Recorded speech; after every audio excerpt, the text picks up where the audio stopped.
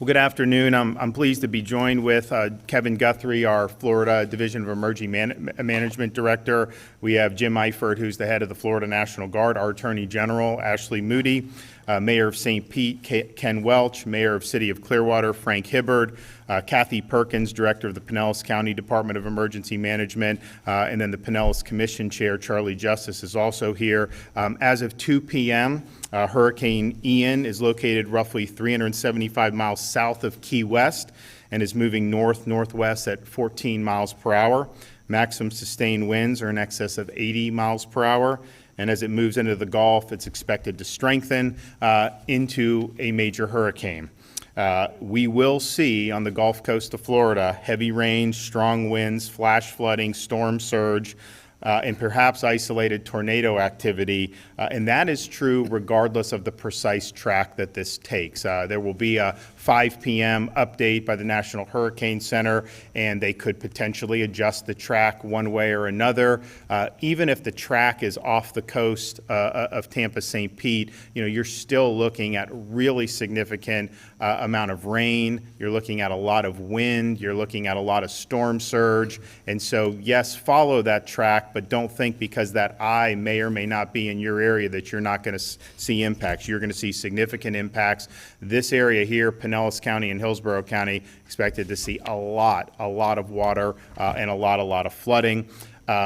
When you have these storms coming in, a lot of times it's that northeast part of the storm. And so if it's tracking parallel to the west coast of Florida, that northeast part is likely to chew up a lot of water, do a lot of storm surge, and cause a lot of damage. And so people should be prepared for that. The track may change a little bit over the next 24, 48 hours. That typically is what happens. But nevertheless, please be prepared because this is a very big storm. It's about 500 miles wide, which is certainly on the bigger side as hurricanes go. You're now seeing tropical storm warnings and hurricane and tropical storm watches. Those are going to expand throughout other parts of the state over the next 24 hours. You are now seeing local county governments issuing evacuation orders, and what we're telling people is please be listening to what your local officials on the emergency management side are directing. There's going to be a lot of places on this west coast that's going to be very vulnerable to the effects of this storm, and that's going to be in your best interest to heed those warnings. So for Zone A and all manufactured housing in Hillsborough County, they've issued mandatory evacuation, voluntary evacuation for Zone B residents. Special needs shelters have been opened in Hillsborough, and to find those shelters and others, you can go to floridadisaster.org/shelters. floridadisaster.org/shelters. The Pinellas officials will come up and will brief you on what they're doing in a minute. There's other local authorities that have issued or will be issuing other types of evacuation notices and orders today and into tomorrow morning. And so if you're in some of those surrounding counties, listen to what they have put out. And if they haven't put anything out yet, they will likely do so later today. As you go further north up the Gulf Coast, they may do some tomorrow morning. But this is within the next 12 to 24 hours, you're going to see those notices issued at the local level. And again, as these evacuations are issued, know your zone. Know where you at, because they're not going to say the entire county goes. They're going to say certain zones or areas that are likely more vulnerable to the effects of the storm. So you can find the zone you're in by going to floridadisaster.org/plan-prepare, floridadisaster.org/plan-prepare.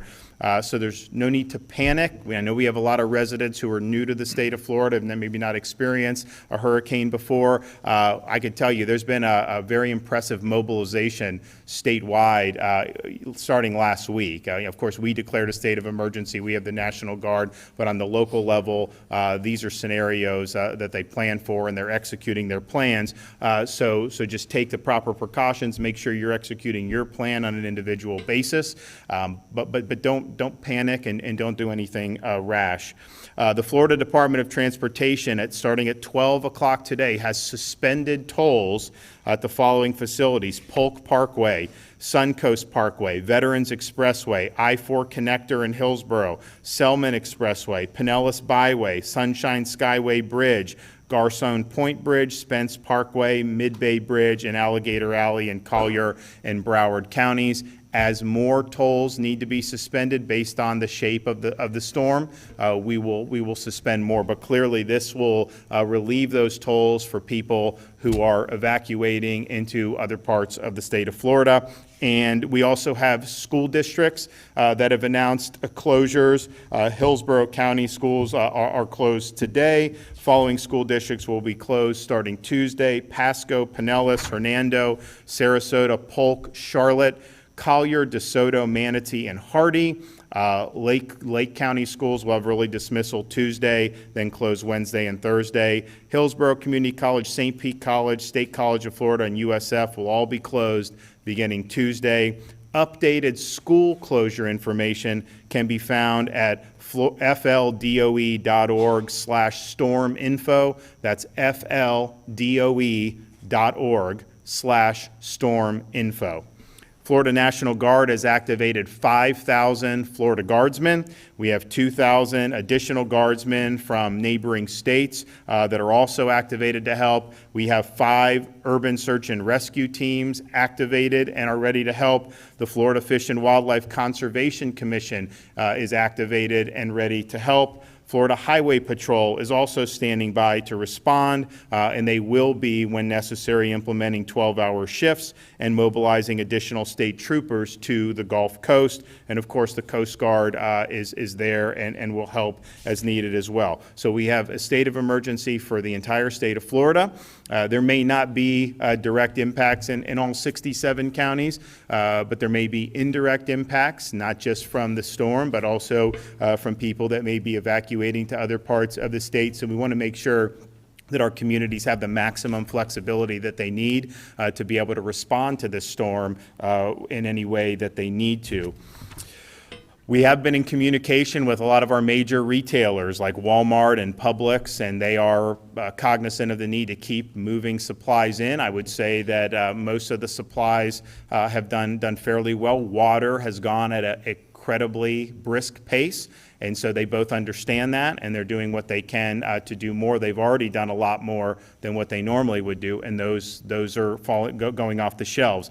So they're working on more water. Of course, as the storm hits and things get stabilized, Florida Department of Emergency Management, we're going to be delivering a lot of water to people once the storm passes, and hopefully that's not necessary and we don't get hit as hard, but we're assuming that will happen, and that'll be a big priority. And Kevin Guthrie is prepared to bring it in by helicopter into Pinellas County if that's something that is necessary for both food and for water. We're also in contact with all the major utilities throughout the state of Florida, from Duke Energy, TECO, FP&L, municipal providers, as well as rural electric co-ops. You have more than 25,000 linemen that are stationed ready to go once the all clear is given and they are given the go-ahead to go and get the power back on. I think Floridians who are in the path of this storm, whether if you're not in an evacuation zone and you're happy with your home, the sturdiness of your home, and you're hunkering down, just be prepared to lose power. I think that's something that people should expect. And depending on the severity of the storm, those power outages can be lengthy. It may not just be one day where you're out of power. So prepare for that. Understand that that's something that's a possibility. Of course, as soon as the storm passes and the all clear is given, you're going to have all of this manpower dedicated to getting the lights back on, because it's just very important for the functioning of our society. But as you see the storm come in, particularly in areas where there's a lot of trees and other things like that, you're going to see trees down. You're going to see power lines come down. You're going to have to clear roads. There's going to be a lot that goes into that. So the manpower is there. The urgency will be there as well. But just prepare yourself that a storm of this magnitude is going to take power out, more than likely if you're on the Gulf Coast of Florida. We've now received at the state level 338 requests for assistance from local counties.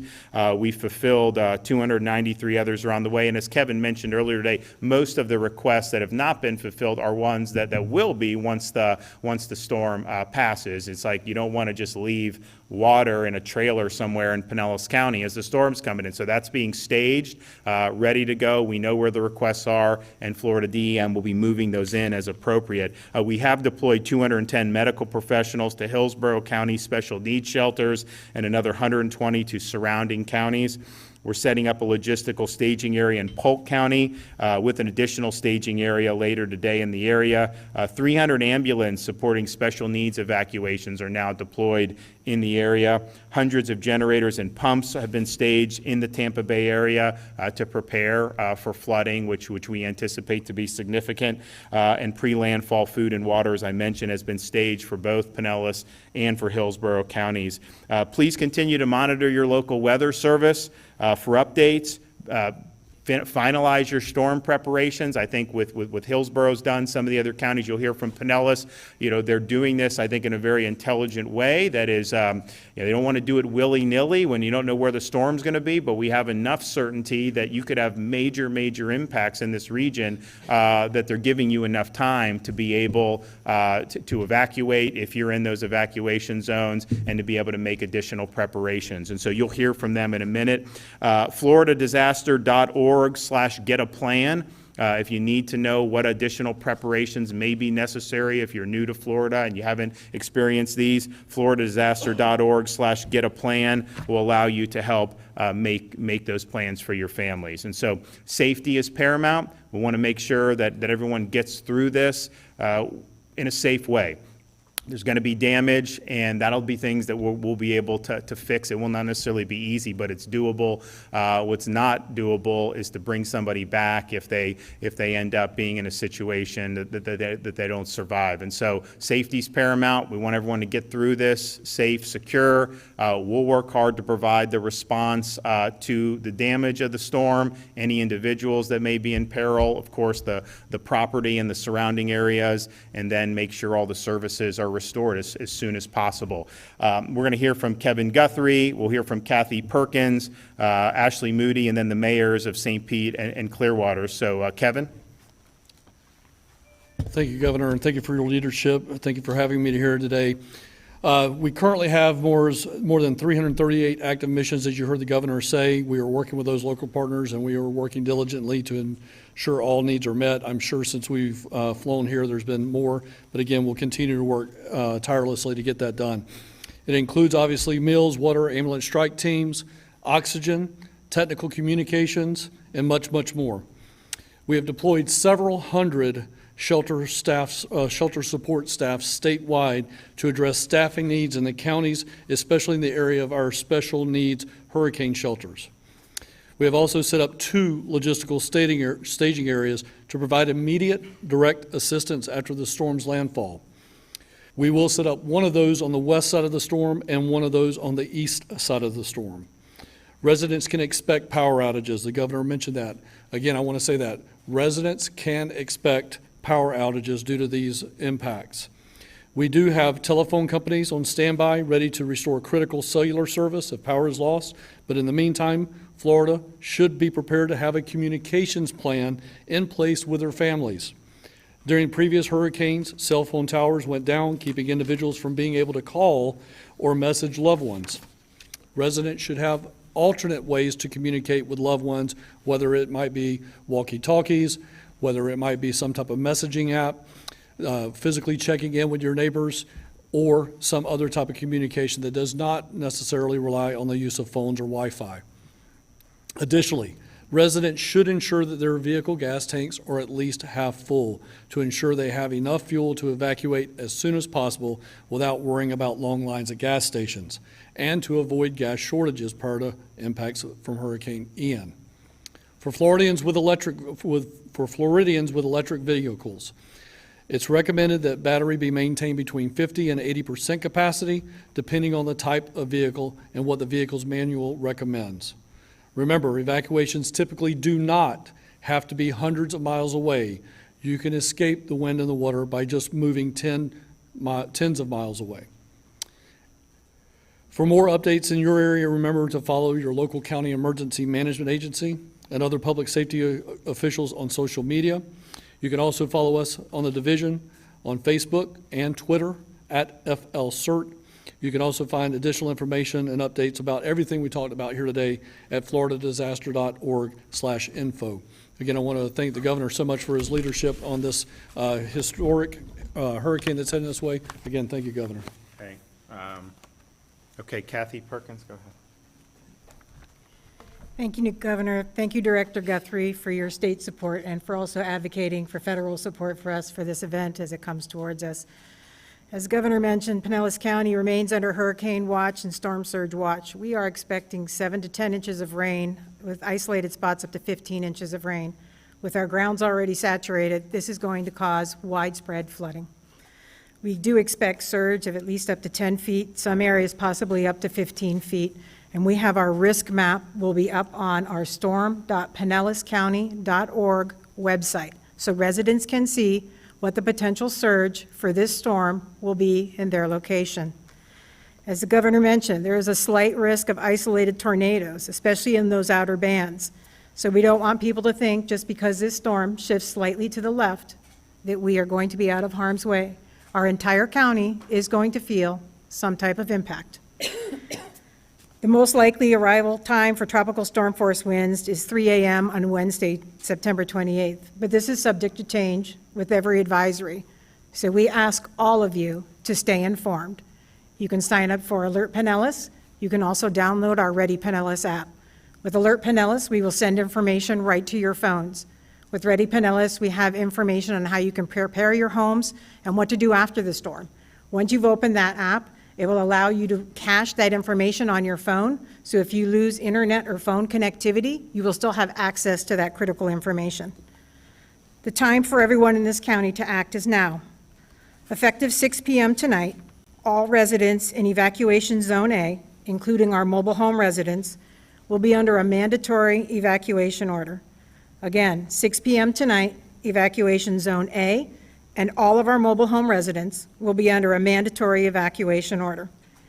Mandatory evacuation orders for zones B and C will be effective tomorrow morning at 7 a.m. As the governor and the Director Guthrie mentioned, it's really important you know your zone. We changed some of our zones this year in Pinellas County. So make sure you go to our storm.pinellascounty.org to look up the address of your home to ensure whether or not you are inside or outside of those evacuation zones. A little while ago, we issued a mandatory evacuation for all residential health care facilities in zones A, B, and C. We have 99 residential health care facilities and hospitals within those zones. Our hospitals have already begun to start their evacuations. Everybody needs to take this seriously. If you live in Zone A, B, or C, we ask that you evacuate to higher ground. As Director Guthrie mentioned, you don't have to evacuate hundreds of miles. You can evacuate tens of miles. But we know there will be some people who want to drive further somewhere in the state. If you're going to do that now. Don't wait. The traffic is going to build up, and what is normally an hour drive could take 4, 5, 10 hours to get there. We will be opening shelters tonight at 6 p.m. We will have 3 general population shelters and our special needs shelters.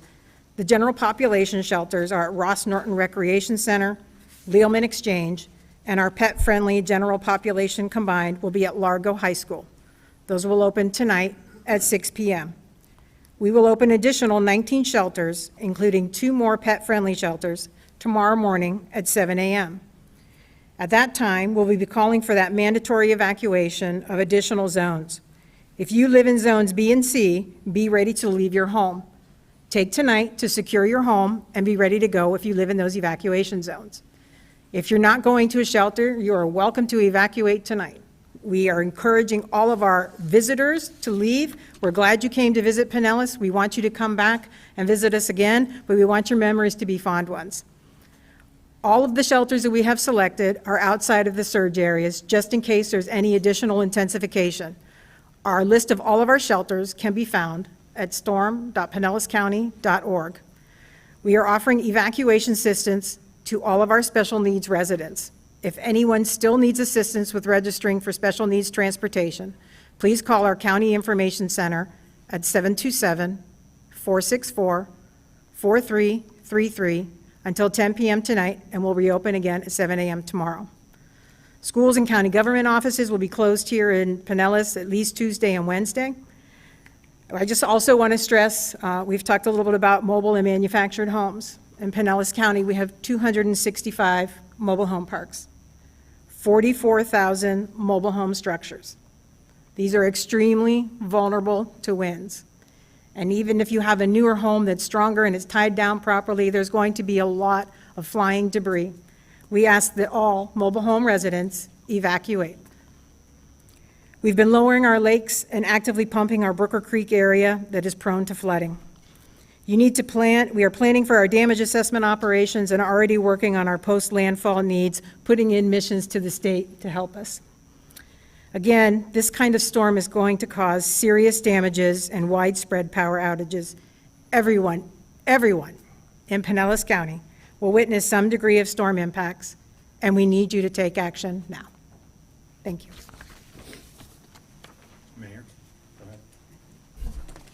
Oh, I'm sorry, Ashley, then the mayor. Mayor? I thought I had a promotion for a minute. Go Well, ahead. well, the mayor and I are in agreement, as well as Mayor Hibbard.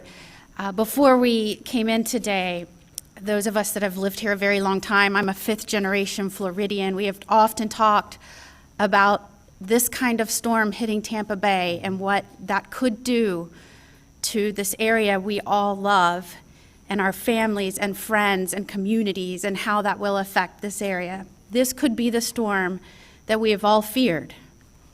So we advise everyone in the Tampa Bay area to please take this seriously.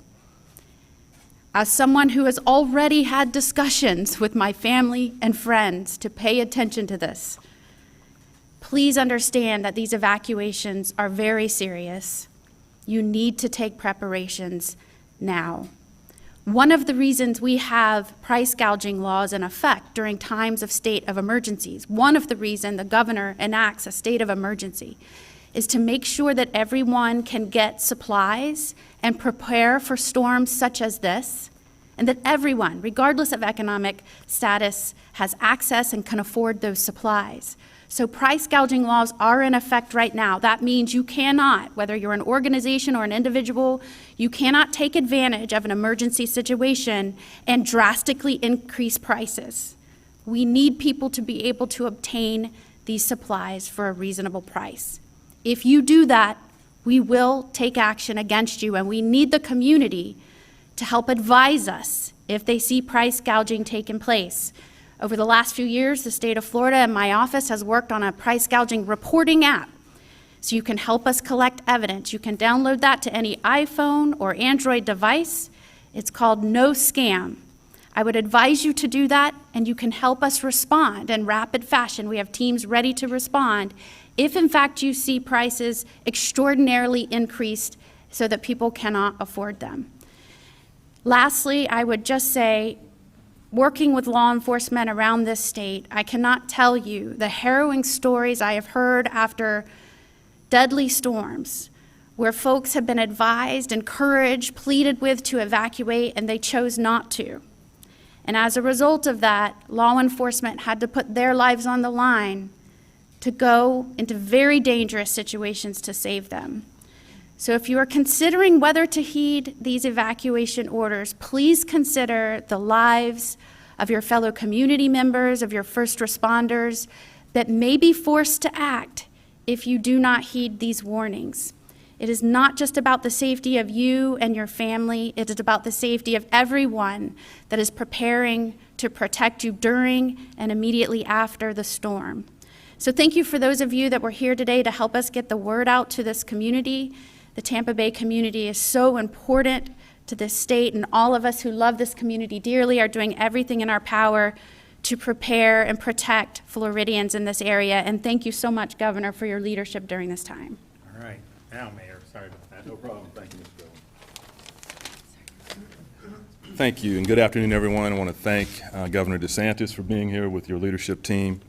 And as Madam AG said, this does remind me of Charlie. I don't remember feeling this way about the potential impact of a storm since then. And as you see, your state government, your local government, your county and cities are all working together. Our folks are out there handing out sandbags, securing our facilities, vehicles, and equipment. But we need the public to do your share as well. I can't stress enough, when we ask you to evacuate, you need to evacuate. Our first responders will not be able to rescue you after winds reach a certain level, and you'll have to fend for yourselves. Take this time to be prepared. Make sure that if you are sheltering in place, you have 7 days of food, water, and medications. Know your evac level. Go to storm.pinellascounty.org. You can get your evac level and other information right at that site.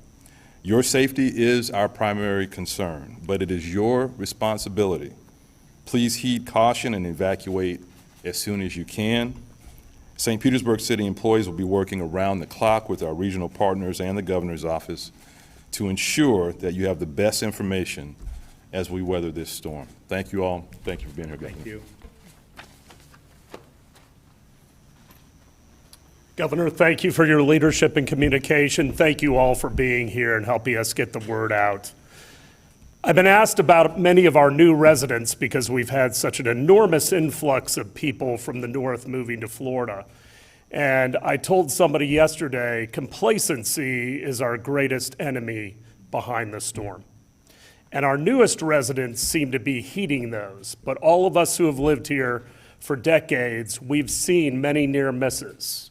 And we need to take this storm incredibly seriously. This is a very dangerous event with the rain that we're going to have. And most of the injuries occur after the storm has passed. When trees still fall from saturated ground, fallen power lines, we can replace property. We can't replace people. So please don't be complacent, and has been said, don't put our first responders in harm's way with silly behavior. We always see it. Don't be one of those stories. Prepare now, and we will get through this. I want to thank Duke Energy, who is here. I know they are waiting and ready to respond as soon as the storm passes. But do all that you can to keep us all safe, and God bless you. So we're looking at a situation, and if you look at when they do these cones, they take all these different models, and then what you see at the Hurricane Center is kind of splitting the difference sometimes between all of those. And what we had seen up until today was this European model was dead set on taking this right into Tampa Bay for a direct impact, which would obviously be very, very significant. This American model had it going more in the out into the Gulf, even hitting the Panhandle. Well, what's happened since then is now that American one is saying it's going to come into Tampa. The European actually was saying it's going to be off the shore and toggling a little bit out there, and will likely have an impact in the Panhandle. The bottom line, though, is that there's just a lot of uncertainty with all of this. And I know that we have had storms where people were really ready, like with Dorian in 2019. You know, they were projecting a direct hit on the east coast of Florida, and it turned, and that's a good thing. But you know, these are situations where even some of the models that didn't take it into Tampa 3 days ago are now taking it in. So the prospect of having a hurricane come on shore in the Tampa Bay area is real. The prospect of, even if it's off the coast, of having really historic storm surge and flooding is very, very real. And I think the mayor made a good point about, yeah, obviously the impacts, the direct impacts are important, and you need to keep yourself safe there. But the minute that storm passes, I mean, there's going to be stuff. There's going to be power lines down. There's going to be flooding. There's going to be a whole host of things that are happening, and it's going to be a very difficult situation. And so if you're asked to evacuate, heed those warnings. You're always going to be able to get back to your house. when all this is done. But if you don't heed those warnings, you could regret that. So we appreciate everything they're doing here locally, as well as our other counties throughout the Tampa Bay region, as well up and down the Gulf Coast of Florida. And we're in this, of course. This is a 24/7 thing. We're going to see it all the way through, and we'll be here on the back end. And I know all the folks in the local communities will be there as well. Yes, ma'am. Governor, we just heard the AG say that this could be the storm that we all fear. The mayor talked about how this reminds him of Charlie, considering how troubled the property insurance market still is despite the reforms that were recently enacted. Is there a possibility that Hurricane Ian could devastate, destroy the property insurance market? So, but I would say clearly when you look at the Tampa Bay area, one of the reasons why, we feared storms is because of the sensitivity of this area and the fragility of this area. Whereas you could have other areas that could take a storm like this and probably have less damage. Here, because of a variety of factors, you have that. I would also point out in terms of insurance, the water events and the flooding will likely be done under the National Flood Insurance Program, so those would probably not be homeowners' claims. Most people know this, but not everyone. Your homeowners really is the wind coverage, and the flood is the water coverage for as you see that. If you look in the Tampa Bay area, I think that we have close to 1 million flood policies. NFIP, I think there's about 10,000 or 15,000 private flood policies. So this is going to be adding liability most likely to the National Flood Insurance Program. The wind damage is obviously going to be heavily dependent on the path of this storm. If there's a direct impact of a major hurricane, you are going to see wind damage. I know we have good building codes. I know a lot of this stuff has done a lot better here in Florida than some other places, but you still have a lot of structures. Yeah, you have mobile home parks, you have things that are going to be very, very vulnerable. Yes? It was mentioned that there is an expectation of high levels of traffic as the evacuation orders start getting rolled out. And I'm just curious, there's also been high levels of uncertainty, as you mentioned, with the models for Hurricane Ian. How has that uncertainty affected the state and local government's ability to make those calls on evacuation? And are you confident that there's going to be enough time for people to get out with all the bottlenecks in Tampa Bay? So I think, so we are seeing an increase of traffic out of Tampa Bay, probably about 30%? Yes, sir. Probably, you look at all the different roads, so about a 30% decrease from Central Florida coming into Tampa Bay, as you would expect. What the FDOT will do is, with these evacuation orders, do you know when they will go to the shoulders? When the traffic congestion calls for it, then they'll implement emergency shoulder use. So and this is basically, the department studied this a long time. Sometimes you say, hey, just open up the highway to only go one way. The problem is that you do need to go the other way to bring supplies and emergency and all that stuff. So what they've determined is it makes more sense to use the shoulder, so you would expand the lanes once the traffic really starts to bottleneck. I mean, just flying in here and looking, I did not see people rushing to get on the roads necessarily. I saw cars out there. You're going to obviously see more tonight, most likely, and into tomorrow. But I do think they've given enough time to be able to safely evacuate. And as was said by pretty much every speaker, evacuate does not mean you need to end up in like North Carolina. Obviously, if people have friends, they can make their decisions, but when you're in these things like Zone A, or if you're in manufactured housing that may be more difficult to withstand, getting to shelters within your own county. Hillsborough going to open up a lot of shelters. Pinellas is opening. There'll be others. It's not going to necessarily require you to drive hundreds and hundreds of miles. That's obviously a choice individuals can make if they have a place they want to go. But prepare to have more traffic than you would normally have, just because you have a lot of people here, and these evacuations are calling for a significant number of people who live in really, really vulnerable areas. And I think you can see online some of the modeling that they have for some of the surge. And yes, the barrier islands, of course, Pinellas beaches, but if you look interior of Tampa Bay and all the areas of Hillsborough and Pinellas that are right there, I mean, that is likely to be the most significant surge. And so you've got a lot of people that live in that area, and so they're going to have to do. But the FDOT will expand. They will go to the emergency lane when that is necessary. But we've seen an increase in traffic, but not an increase that is causing everything to come to a standstill. Governor, have you spoken with the president yet about this? I have not. I've spoken with Administrator Criswell. They approved our pre-landfall declaration, which we're thankful for. We also have Gracia Check out of Atlanta is down, and we've worked with Gracia for a long time. So FEMA is integrated in what we're doing. And of course, I think as many of you know, these things are operated at the local level. We're in the state are helping to manage and support. FEMA will basically be to help write checks on the back end. And so things like individual assistance, which we will most likely be applying for, they are also supporting the direct assistance right now for us. So those are things that we will be utilizing. We've already been talking with both FEMA and with Florida DEM about, if needed, to have what we call disaster recovery centers. If you have major impacts where people need individual assistance, need other support, we will stand up those centers in conjunction with FEMA. Clearly, if we have major impact here, you would have centers in this area. I would imagine that the CFO, knowing him, would want to have people there like he has in past storms to help with things like flood insurance and homeowners insurance. And so we're sensitive that that's going to be something that will in all likelihood be necessary, and wherever those needs are up and down this coast, Florida DEM is going to work with FEMA to make sure that folks get the relief that they need. Okay, thanks everybody.